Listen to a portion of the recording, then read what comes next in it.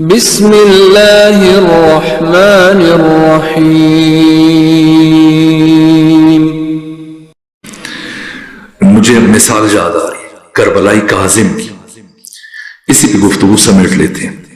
میں نے دوسرے مقام پہ شاید یہ بات کہی تھی. کربلائی کاظم یہ عراق الف سے، ایران کا ایک شہر ہے، اس کی جو عراق کے ساتھ نواحی ایک گاؤں ہے جس کا نام ہے ساروق.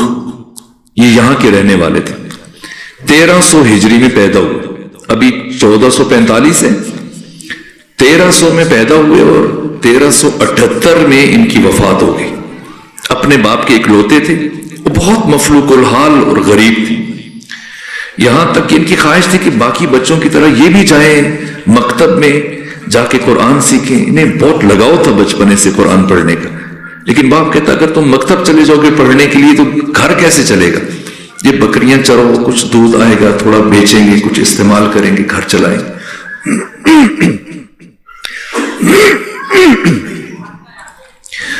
تو حسرت رہی ان کو، بس وہی واجبی ایک دو صورتیں یاد کرنی جو نماز میں پڑھتے تھے.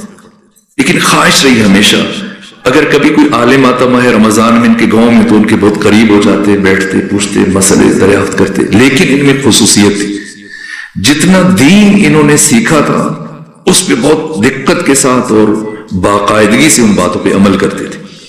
یہاں تک کہ یہ ایک زمیندار کے ہاں کام کرتے تھے، اور جب فصل تیار ہوئی گندم، جیسے ابھی عید کے بعد آپ کٹائی کریں گے اور پھر تھریشنگ وغیرہ ہوگی، تو مرحلہ آیا جب گندم تیار ہو گئی تو انہوں نے کہا، جو کام کرتے تھے انہوں نے خود الگ کی، تو کہا کہ اس میں سے پہلے زکوٰۃ ادا کریں پھر گھر لے کے جائیں. کون سی زکوٰۃ؟ بیج ہم نے کاشت ہم نے کیا، پانی ہم نے دیا، محنت ہم نے کی، خرچہ ہم نے کیا، تو زکوٰۃ کہاں سے آ گئی؟ بہت سمجھایا اس کو، لیکن کہا نہ، جب میں نہیں دوں گا زکوٰۃ. ہاں تمہارا جو حق بنتے لو جاؤ. کہ اگر تم زکوٰۃ نہیں دو گے تو میں تمہارے کام نہیں کروں گا، اس لیے کہ تمہارے رزق میں برکت نہیں، اور ایک بے برکت انسان کے ہاں مجھے کام کرنا گوارا نہیں. اس نے کہا جاتے ہو تو چلے جاؤ. جا کے پھر یہ انہوں نے خود کسی اور کے یہاں کام کیا. پھر تھوڑی بہت کچھ ان کے ایسی گنجائش بنی، زمین کا چھوٹا سا ٹکڑا لے لی. خود تہجد پڑھتے تھے، عبادات انجام دیتے تھے، با تقویٰ تھے، حلال حرام کی بہت دقت کرتے تھے، رعایت کرتے تھے. یہاں تک کہ ان کی اپنی مختصر آمدنی تھی، لیکن اس سے یہ پہلے غربا کا حصہ الگ کرتے تھے، مساکین کا حصہ الگ کرتے تھے، پھر بعد میں اناج اپنے گھر میں لے کے جاتے تھے. تو جس طرح سے چوتھے پارے کا آغاز ہے کہ لن تنالوا البر حتی تنفقوا مما تحبون، کہ تم اس وقت تک نیکی کو پا ہی نہیں سکتے جب تک کہ اس چیز کا انفاق نہ کرو جو تمہیں زیادہ محبوب ہے. جناب سیدہ کا جب عقد ہوا، رخصتی کے بعد مولا متقیان کے گھر تشریف لائیں تو ایک سادہ سا لباس تھا جو پہلے استعمال کرتی تھی. ایک عروسی کا وہ جوڑا تھا جو علی جیسی ہستی کے ساتھ شادی کی یادگار ہو. فاطمہ زہرا کے لیے اس کپڑے کی کیا اہمیت ہوگی اس لباس کی. لیکن پہلے ایک خاتون آئی لباس مانگنے کے لیے، تو اسے پہلے لباس دینا چاہا تو پھر فوراً سے آپ کے لبوں سے قرآن کی آیت جاری ہوئی، لن تنالوا البر حتی تنفقوا مما تحبون. سیدہ نے وہ اپنی عروسی کا جوڑا جو صرف ایک مرتبہ زیب تن کیا تھا اٹھا کے دے دیا. خود پھر خدا انسان کی لیے کیا دروازے کھولتا ہے جب وہ اللہ کے ساتھ معاملات کرتا ہے، اللہ کے ساتھ تجارت کرتا ہے، خدا کے ساتھ لین دین کرتا ہے.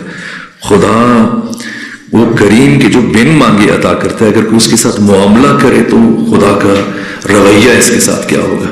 ایک صلوات پڑھ دیجیے خاندان فاطمہ.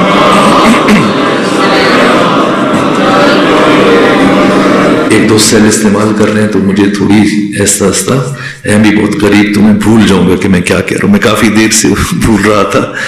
اب مجھے نہیں معلوم کہ وہ ضروری ہوں گے ان کی میسیجز، لیکن تھوڑی دیر کے لیے اگر وہ روک دیں اور میں یہ بات مکمل کر دوں. اب ایک صلوات پڑھ دیجیے خاندان فاطمہ.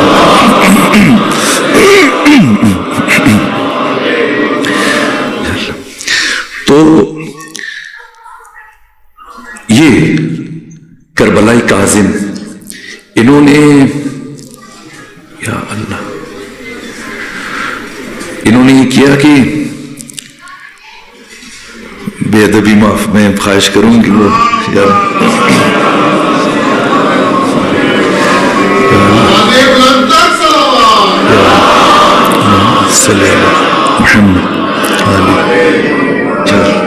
بے ادبی معاف کیجیے. تو یہ کربلائی کاظم ایک دن اسی طرح سے یہ جیسے ابھی آپ تھریشنگ کریں گے عید کے بعد گندم کو بھوسے سے الگ کریں گے تو اس وقت تھریشر نہیں ہوتے تھے تو مشکل سے یہ پھر ہوا جب چلتی تھی اور وہ اڑائے جاتے تھے دانے الگ بھوسا الگ. یہ اب سخت لو چل رہی تھی تو یہ چلے گئے گھر کی طرف چل پڑے کام کو بیچ میں چھوڑ کے تھوڑا سا میں آرام کر پھر پلٹتا ہوں. تو آرام کے لیے جب جا رہے تھے تو ایک بہت غریب ان کا ہمسایا اس کا کربلائی کاظم اس دفعہ آپ نے ہمیں نظر انداز کر دیا ابھی لگتا ہے اس دفعہ آپ نے ہمیں گندم نہیں دی اور تقسیم کر دی کہ نہیں تمہارا حصہ تو ہمیں دیا جائے گا کیوں پریشان ہو رہے. پھر یہ سوچا کہ شاید یہ بہت محتاج ہے اس کے گھر میں ختم ہو چکا ہے اناج ختم ہو چکا ہے اس لیے اس نے اظہار کر دیا پہلے اظہار نہیں کرتا تھا تو شاید بہت پریشان ہے اس لیے اپنی آرام کی پرواہ نہیں کی پلٹ کر دوبارہ کھلیان چلے گئے اور وہاں جا کے اس دھوپ میں جب ہوا بہت کم چل رہی تھی لو چل رہی تھی ایسے میں پھر مشکل سے وہ گندم سے کچھ چند کلو گندم الگ کی اور جا کے اس کو دق الباب کیا اور اسے گندم دی اور عذرخوائی کی.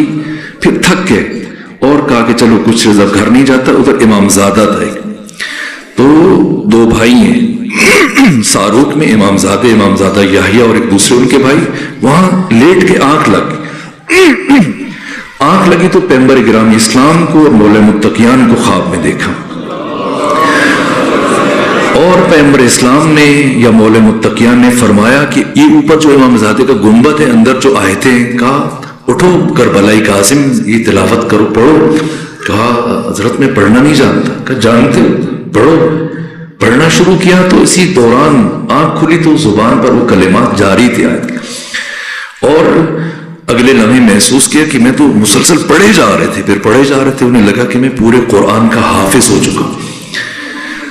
شہید نواب صفوی وہ تشریف فرما تھے عراق میں وہ دوسرے دن ان تک خبر پہنچی ان کی ملاقات کرائی تو انہوں نے قرآن کھول کے جگہ جگہ سے ان کا امتحان لیا اور ہل کر رہ گئے کہ کیا ہوا. پھر ان کے تمام اہل قریہ نے شہادت دی کہ کبھی مکتب نہیں گئے کبھی مدرسے نہیں گئے. پھر آیت اللہ نامعذرت شہید نواب صفی ان کو اپنے ساتھ قوم لے کے آئے. پھر قوم میں علماء نے ان کا امتحان لیا یہاں تک کہ آیت اللہ بروجردی نے ان سے امتحان لیتے لیتے کہا کہ سورہ البقرہ پڑھو. سورہ البقرہ 286 آیتیں انہوں نے پڑھی. کہا اس کو معکوس پڑھ سکتے الٹ پہلے 286 پھر 285 پھر 284 پھر 283 اس طرح. ہاں کہا پڑھ سکتا ہوں. کہا پڑھو. ہزاروں علماء کی موجودگی میں سورہ البقرہ کو ابھی آپ سے میں کہوں کہ آپ سورہ فاتحہ کو پڑھیں نہیں پڑھ پائیں گے بہت سوچ کے مشکل پڑھیں گے پھر بھی غلطی کر دیں گے. لیکن اتنا جب پروردگار کی طرف سے عطا ہوتا ہے پھر کہیں غلطی نہیں ہوتی کہ سہو نہیں ہوتا خطا نہیں نسیان نہیں الٹا پڑھا مکمل. یہاں تک کہ پھر بڑی محفل آیت اللہ ہیبت الدین شہرستانی ان کو دوسرے ملکوں میں بھی لے کے گئے حج پہ لے کے گئے باقی مقامات پر. وہ کہتے کہ یہ قرآن مجید کی عدم تحریف پر ہمارے پاس دلیل ہے کہ جسے خدا نے عطا کیا اگر کچھ فرق ہوتا تو پھر وہ فرق ہمیں پتہ چل جانا چاہیے تھا. اس کا مطلب یہ وہی قرآن ہے جو ختمی مرتبت پر نازل ہوا. یہاں تک کہ آیت اللہ ناصر مکارم شیرازی کہتے ہیں کہ ایک طالب علم نے اس محفل میں جہاں ہزاروں طلباء موجود تھے تو 5 سورتوں سے ایک ٹکڑے جمع کر کے ایک آیت بنائی. یہ طالب علموں کی شرارتیں ہوتی ہیں. تو ایک ٹکڑا سورہ بقرہ سے ایک یونس سے ایک سورہ ہود سے ایک سورہ یاسین سے کسی اور سورہ سے. کہا کہ بتائیں یہ کس پارے کی سورہ یہ کس سورہ سے یہ آیت میں نے پڑھی. تو کہا کہ مولوی ہو مجھے ٹوپی پہنانا چاہتے ہو اس کا پہلا ٹکڑا سورہ بقرہ سے دوسرا یونس سے تیسرا سورہ ہود سے. یہاں تک کہ پھر ان کے سامنے کہا کہ ہم چاہتے ہیں کہ برکت کے لیے آپ ہمیں اس قرآن سے تلاوت کریں. تو کسی طالب علم نے لکھا اسے اور وہ ایسے لکھا گیا قرآن کہ اس کے بیچ میں کچھ عربی کے الفاظ بھی لکھ دیے جاتے تھے عربی کے دوسرے جملے بھی لکھ دیے جاتے تھے. جیسے تراویح میں ایک شخص وہ تو آپ نے تو شرکت نہیں کی ہوگی لیکن ایک شخص جو تراویح پڑھاتا ہے اس کے پیچھے 2 حافظ اور کھڑے ہوتے ہیں کم سے کم ایک حافظ کی جہاں سے یہ بھول جائے وہاں پہ وہ یاد دہانی کرائیں کہ آپ یہ لقمہ دے دیں. تو اسی طرح سے ایک مولانا تھے وہ پڑھ رہے تھے, قرآن بھول گئے تو اب شرمندگی ہوئی کہ اپنے قرآن بھولا ہوں تو میں رک جاؤں, تو گاؤں والے کہیں گے تو یہ تو بالکل ایسے نالائق حافظ ہے. تو انہوں نے عربی جیسے گرامر کی کتاب ہے اس کا نام ہے کافیہ, تو وہ پڑھنا شروع کر دیا, کافیہ کی عبارت پڑھنا شروع کر دی. تو پیچھے والا صبر نہ کر سکا جو تھا, اس نے کہا یا صدیقی ماذا تفعل ھذا عبارت الکافیہ, دوست کیا کر رہے ہو, یہ تو کافیہ کی عبارت تو نہیں شروع کر دی قرآن چھوڑ کے. اس نے کہا اسقط یا صدیقی نصف لک و نصف لی ھذا قوم الجاہلین, کہا چپ رہو مجھے پڑھنے دو, آدھے تمہارے آدھے ہمارے, یہ جاہلوں کی قوم ہے, مجھے میرا کام کرنے دو. تو ہوتا ہے.